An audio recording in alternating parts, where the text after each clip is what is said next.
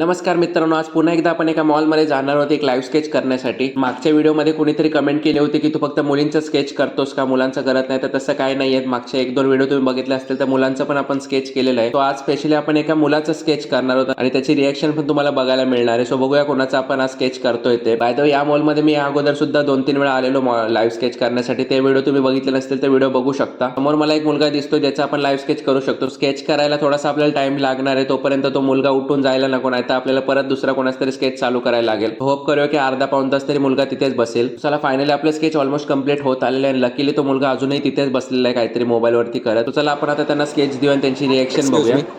हे तुमच्यासाठी.